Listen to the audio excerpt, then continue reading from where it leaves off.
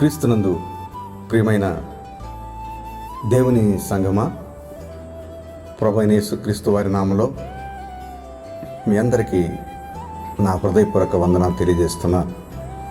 ప్రియమైన దేవుని పిల్లలారా, పరిశుద్ధ గ్రంథమైనటువంటి బైబిల్ని మనం ధ్యానిస్తున్నప్పుడు మన విశ్వాసం ఎదిగి ఇంకా మనం దేవునితో సంపూర్ణమైనటువంటి సహవాసాన్ని కలిగి ఉండటానికి దోహదపడుతూ ఉంది.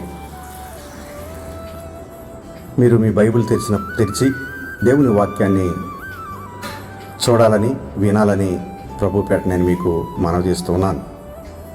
పరిశుద్ధ గ్రంథంలో నుంచి దేవుని వాక్యాన్ని చదువుతున్నాను. యెహోషువ గ్రంథము 2వ అధ్యాయము 8వ వచనాన్ని నేను చదువుతున్నాను. యెహోషువ గ్రంథం 2వ అధ్యాయము 8వ వచనం. ఆ వేగుల వారు పండు కొనక మునుపు ఆమె వారున్న మిద్దె మీదకెక్కి వారితో ఇట్లనెను. ప్రియులారా, దైవజనుడైనటువంటి మోషే చనిపోయిన తర్వాత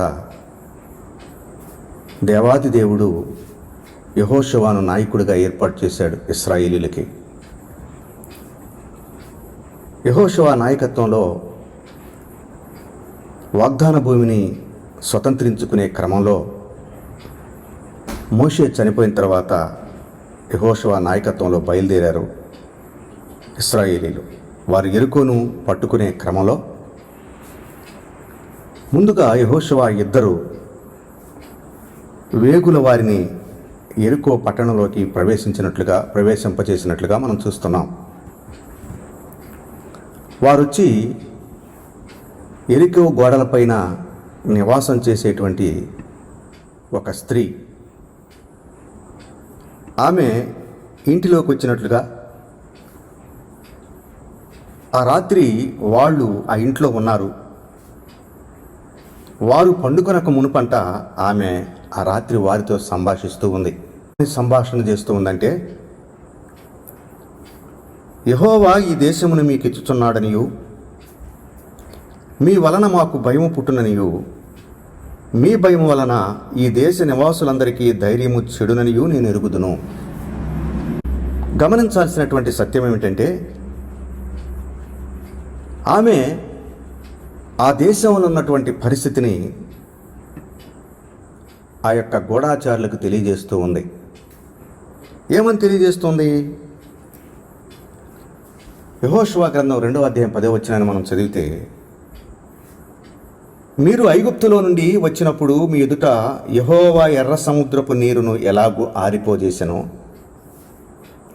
యోర్దాను తీరమునున్న అమోరీయుల ఇద్దరు రాజులైన సీహోనుకును ఓగునకు మీరేమి చేసితురో, అనగా మీరు వారిని ఎలాగూ నిర్మూలన చేసితురో ఆ సంగతి మేము వింటిమి అంద.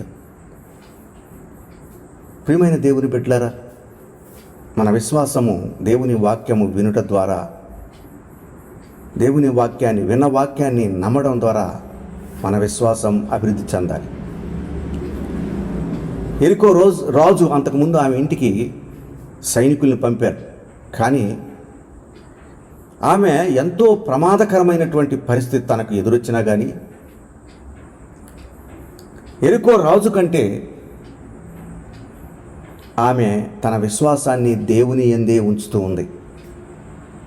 ఒక వ్యక్తి విశ్వాసం నిజమైందిగా కనబడాలంటే ఎటువంటి పరిస్థితులైనా కానీ, ప్రాణ హానికరమైన స్థితులైనా కానీ దేవుని నమ్మేదే నిజమైనటువంటి పరిస్థితి, నిజమైన విశ్వాసం. ఆదికాండం 22వ అధ్యాయంలో అబ్రహాముని దేవుడు అడిగాడు, నీకొక్కగానొక్క కుమారుడున్నాడే, ఆ ఇస్సాకుని, నువ్వు ప్రేమించే ఇస్సాకుని తీసుకొచ్చి దహనబలిగా అర్పించమని. అబ్రహాము తన భార్య అయినటువంటి శారాకు కూడా ఆ విషయం చెప్పలేదు. ప్రియులారా, దేవుడు నమ్మదగినవాడు, దయగలవాడు అని అబ్రహాముకు బాగా తెలుసు. ఈమె కూడా ఈ గూఢాచారులు వచ్చిన సంగతి యెరికో రాజుకు గనక తెలిస్తే తను దాచిపెట్టిన విషయం, తన ప్రాణాలే కాకుండా తన ఇంటి వారందరి ప్రాణాలు పోతాయి. అయినా ఆమె యెరికో రాజుకు ఈ లోకంలో ఉన్నటువంటి మిగతా వ్యక్తులకు భయపడలేదు, కానీ దేవునికి భయపడతా ఉంది. ఏమంటుందో చూడండి. మీరు ఐగుప్తులో నుండి వచ్చినప్పుడు మీ ఎదుట యెహోవా ఎర్ర సముద్రపు నీరును ఎలాగో ఆరిపోజేసెను. యోర్దాను తీరమునున్న అమోరీల ఇద్దరు రాజులైన సీహోనుకును ఓగునకు మీరేమి చేస్తురో అనగా, మీరు వారిని ఎలాగూ నిర్మూలము చేసితురో ఆ సంగతి మేము వింటిమి. మేము వినినప్పుడు మా గుండెలు కరిగిపోయెను. మీ దేవుడైన యెహోవా పైన ఆకాశమందును క్రింద భూమి అందును దేవుడే. మీ ఎదుట ఎట్టి మనుషులకైనను ధైర్యం ఏమాత్రము ఉండదు అని చెబుతూ ఉంది. ఈ రోజున విశ్వాసిగా ఉన్న నీ యొక్క ఉద్దేశం, నా ఉద్దేశం ఏమిటి? దేవుడు ఆకాశానికి భూమికి దేవుడు. ఈ ఆకాశానికి భూమికి మధ్య ఉన్నటువంటిది ఏది కూడా ఆయన యందు భయభక్తులు కలిగిన వారిని ఏది చేయలేదు అని నువ్వు విశ్వసించాలని దేవుని ఉద్దేశం. ప్రియమైన సోదరుడా, సహోదరి, ఇటువంటి విశ్వాసాన్ని దేవుడు కోరుకుంటూ ఉన్నాడు. ఈమె ఎరుకో గోడల మీద ఒక వేశ్యగా ఉన్నది అని మనం చూస్తూ ఉన్నాం. అయితే ఈ భూమి మీద అందరూ పాపులే, పాపము లేనివాడు ఎవడో లేడు. అయితే ఈమె దేవునిని విశ్వసించడం ద్వారా, దేవునికి భయపడడం ద్వారా, దేవునికి విధేయత చూపడం ద్వారా దేవుని దగ్గర నుంచి గొప్ప సహాయాన్ని పొందిన వ్యక్తిగా మనం చూస్తాం. పరిశుద్ధ గ్రంథమైనటువంటి బైబిల్లో మనం గనక గమనిస్తే ఏమని గూర్చి చక్కని మాటలు రాయబడి ఉన్నాయి. మత్తయి సువార్త 1వ అధ్యాయము 5వ వాక్యంలో ఏం రాయబడిందంటే, నయస్సోను సల్మానును కనెను, సల్మాను రాహాబునందు బోయజును కనెను, బోయజు రూతునందు ఒబేదును కనెను, ఒబేదు యెషయిని కనెను అని రాయబడింది. అంటే మన ప్రభు అయిన యేసు క్రీస్తు వారి యొక్క వంశావళిలో ఈమె అత్యంత ఉన్నతమైనటువంటి స్త్రీగా చేర్చబడింది. ప్రియులారా, దేవుని వాక్యాన్ని మనం గమనిస్తే యాకోబు పత్రిక 2వ అధ్యాయము 25వ వచనంలో ఉన్నటువంటి మాట ఏమిటంటే, అటువలని రాహాబను వేశ్య కూడా దూతలను చేర్చుకుని వేరొక మార్గమున వారిని వెలుపలికి పంపివేసినప్పుడు క్రియల మూలముగా నీతిమంతురాలని ఎంచబడిను గదా అని రాయబడింది. ఈమె విశ్వసించింది, క్రియలు కూడా చేసినట్టుగా భక్తుడైనటువంటి యాకోబు రాస్తున్నాడు. ప్రియమైన దేవుని పిల్లలారా, హెబ్రీయులకు రాసిన పత్రిక 11వ అధ్యాయంలో 31వ వచనంలో కూడా ఒక మాట రాయబడింది. అదేమిటంటే, విశ్వాసమును బట్టి రాహబు అనే వేశ్య వేగుల వారిని సమాధానముగా చేర్చుకొనినందున అవిధేయులతో పాటు నశించలేదు అని దేవుని వాక్యంలో రాయబడి ఉన్నది. ఒకటి, ఆమె ప్రభు యొక్క వంశావళిలో ఉన్నతమైన స్థానంలో చేర్చబడింది. రెండవది, నీతిమంతురాల్ని ఎంచబడింది. మూడవది, అవిధేయులైనటువంటి ఆ దేశ ప్రజలతో పాటు తను నశించిపోలేదు అని దేవుని వాక్యం సెలవిస్తుంది. కారణం ఏమిటి? ఆమెకున్నటువంటి ఆలోచన ఒకటే. అదేమిటో తెలుసా? దేవుడైన ప్రభువు పైన ఆకాశమందును క్రింద భూమి అందును ఆయన దేవుడే. సోదరుడా, సహోదరి, ఈ రోజున నీవు నీతిమంతుడిగా తీర్చబడాలన్నా, నీ యొక్క పేరు జీవగ్రంథంలో రాయబడాలన్నా, నీవు ఈ లోకముతో పాటు నశించకుండా నిలిచి ఉండాలన్నా, నీవు విశ్వసిస్తున్న దేవుని గూర్చినటువంటి విస్తృతమైనటువంటి జ్ఞానాన్ని నువ్వు పొంది ఉండాలి. అంత మాత్రమే కాదు కానీ ఆమె ఒక మాట అంటూ ఉంది. యెహోషువ గ్రంథం 2వ అధ్యాయము 12వ వచనం, నేను మీకు ఉపకారము చేసి తిని గనుక మీరును నా తండ్రి ఇంటికి ఉపకారం చేసి నాకు నిజమైనటువంటి ఆనవాలుని ఇచ్చి, నా తండ్రియు నా తల్లియు నా అన్నదమ్ములు నా అక్కజెల్లుండ్రు వారికి కలిగి ఉన్న వారందరూ చావకుండా బ్రతకనిచ్చి రక్షించున్నట్లుగా దయచేసి యెహోవా తోడని ప్రమాణము చేయుడు అనిను. చూడండి, ఒక నిజమైన విశ్వాసికి ఉండవలసినటువంటి ప్రధానమైన లక్షణం ఇది. ఈ రోజుల్లో రక్షణ పొందినటువంటి వ్యక్తి ఆ రక్షణ ఎంత గొప్పతో గుర్తించకపోవడం బట్టి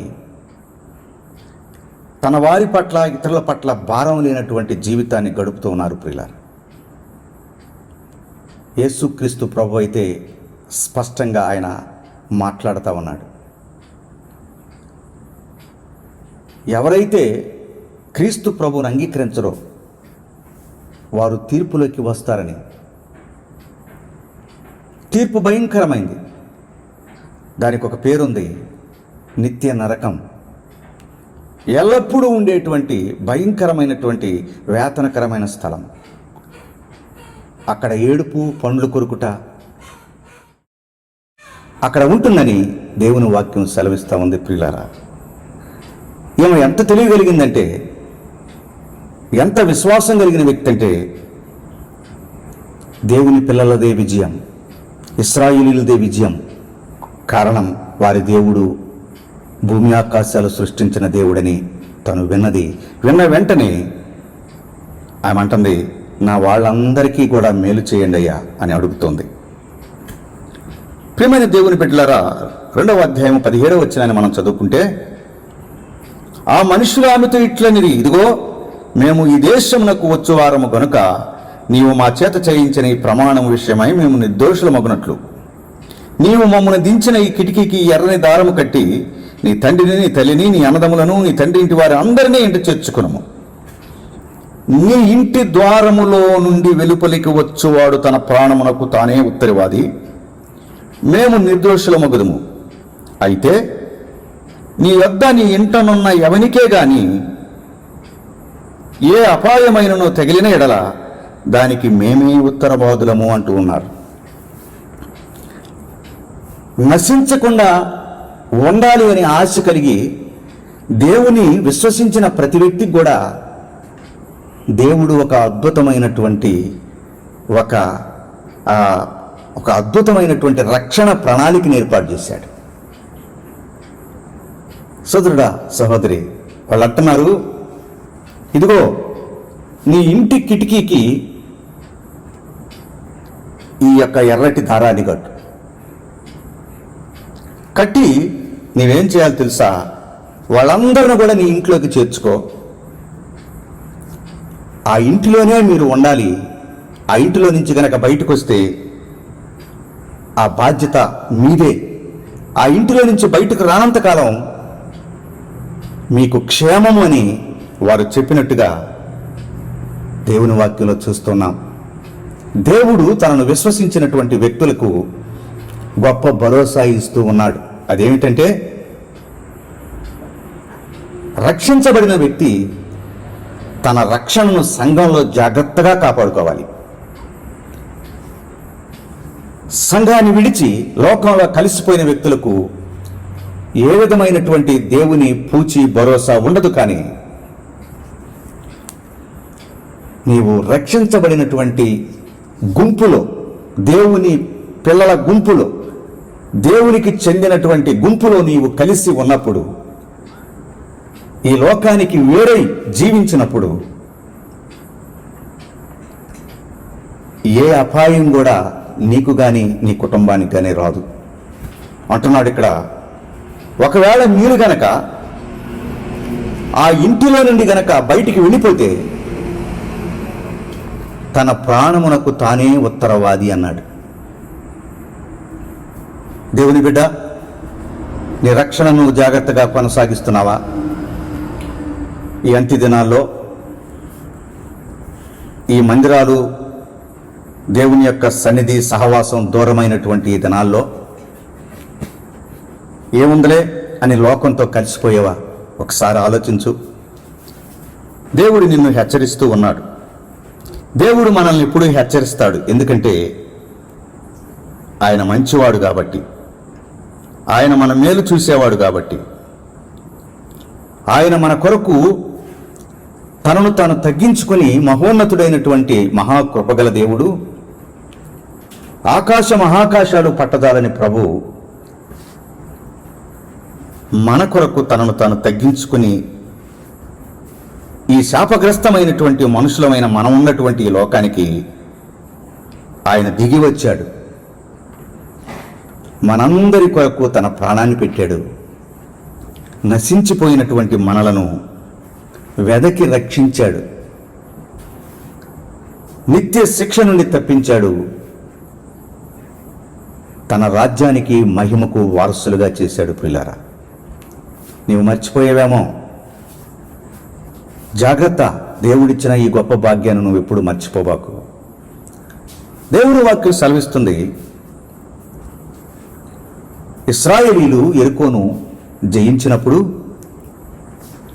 దైవజనుడైనటువంటి యెహోషువ ఒక మాట అంటున్నాడు. యెహోషువ గ్రంథము 6వ అధ్యాయము 22వ వచనం. అయితే యెహోషువ అంటున్నాడు, ఆ వేశ్య ఇంటికి వెళ్ళి మీరు ఆమెతో ప్రమాణము చేసినట్లు ఆమెను, ఆమెకు కలిగిన వారందరినీ అక్కడ నుండి తోడుకుని రండని దేశమును వేగు చూచిన 2 మనుషులతో చెప్పాడంట. చూడండి, దేవుడు వాగ్దానం చేసిన వాడు నమ్మదగినవాడు. అంత సైన్యం అన్ని పరిస్థితుల్లో కూడా తనను నమ్ముకొని, తన యందు భయభక్తులు కలిగి, తన కొరకు ప్రాణాన్ని సైతం లెక్క చేయకుండా నిలిచి ఉన్నటువంటి కుటుంబాన్ని దేవుడు జ్ఞాపకం చేసుకుంటున్నాడు. దైవజనుడు అంటున్నాడు, ముందు ఆ ఇంటికి వెళ్ళి ఆ ఇంట్లో వాళ్ళందరినీ మీరు తోడుకొని రండి, తీసుకురండి బయటికి అంటున్నాడు. వేగుల వారైన మనుషులు పోయి రాహబును, ఆమె తండ్రిని, ఆమె తల్లిని, ఆమె సహోదరులను, ఆమెకు కలిగిన వారందరినీ వెలుపలికి తోడుకుని వచ్చిరి. ఆమె ఇంటి వారందరినీ వారు వెలుపలకు తోడుకొని ఇశ్రాయేలీయుల పాళెము వెలుపట్ల వారిని నివసింపజేసిరి అని దేవుని గ్రంథంలో వ్రాయబడినది. 25వ వచనాన్ని చదివితే, రాహాబను వేశ్య యెరికోను వేగుచూచుటకు యెహోషువ పంపిన దూతలను దాచిపెట్టి ఉండెను గనుక అతడు ఆమెను, ఆమె తండ్రి ఇంటి వారిని, ఆమెకు కలిగిన వారందరినీ బ్రతకనిచ్చెను. ఆమె నేటి వరకు ఇశ్రాయేలీయుల మధ్య నివసించుచున్నది. ఆమె నేటి వరకు ఇశ్రాయేలీయుల మధ్య నివసించుచున్నది. ఆమె నేటి వరకు ఇశ్రాయేలీయుల మధ్య నివసించుచున్నది అంటే ఆమె సంతానము ఎప్పటికి కూడా ఇశ్రాయేలీయుల మధ్య ఉన్నది. యెరికో పట్టణంలో ఒక్క వ్యక్తి కూడా విడిచిపెట్టబడలేదు. అందరూ చంపివేయబడ్డారు. కానీ ఇప్పటికి కూడా ఆ యొక్క రాహాబు యొక్క సంతానము ఇశ్రాయేలీయుల మధ్య నిలిచి ఉన్నది అనే మాటకు మనం అర్థం చేసుకోవచ్చు. సోదరుడా, సహోదరి, నీ విశ్వాసం ఎట్లా ఉంది? నీ ప్రార్థనా జీవితం, నీ పరిశుద్ధత, నీతి నిన్ను నిరంతరము దేవుని దగ్గర ఉండేటువంటి అవకాశాన్ని, భాగ్యాన్ని ఇస్తూ ఉన్నది. ఈ యొక్క సహోదరి ద్వారా ఆమె ప్రాణాలకు తెగించి దేవుని వైపు చూసినప్పుడు ఎన్ని వేల లక్షల కోట్ల సంవత్సరాలని ఆమె నిలిచే ఉంటుంది. నీవు కూడా నజరేయుడైన యేసుక్రీస్తునందు విశ్వాసం ఉంచితే నీవు నిరంతరము ఉంటావు. ఇట్టి కృప దేవుడు మనకు సమృద్ధిగా దయచేయునుగాక. ఆమేన్. ప్రార్థన చేసుకుందాం. ప్రియమైన తండ్రి, మీకు వందనాలు. నీ దాసురాలు రాహబుల నుంచి మాతో మీరు మాట్లాడిన ప్రతి మాటకై వందనాలు. ఈ అంత్య దినాల్లో ప్రభువా, మేము అన్నిటికంటే ఎక్కువగా మా విశ్వాసాన్ని ప్రభువా బలపరచుకోవడానికి నీ మాటల యందు విశ్వాసం ఉంచి నీ సన్నిధిలో ప్రభువా ఎక్కువగా గడపడానికి సహాయం చేయండి. ఈ లోకంలోనూ రాబోయే జీవితంలో అత్యంత ఉన్నతమైనటువంటి కృపగల నీ సన్నిధిని మాకు తోడుగా ఉంచి దయచూపమని, నీ బిడ్డలందరినీ దీవించి ఆశీర్వదించమని, రక్షణ లేని వారికి రక్షణ దయచేయమని, రక్షణ పొందిన వారు విశ్వాసంలో అభివృద్ధి చెంది ఆశీర్వదించబడినట్లు దయచూపమని యేసుక్రీస్తు నామంలో ప్రార్థన చేసి వేడుకుంటున్నాను తండ్రి. ఆమేన్.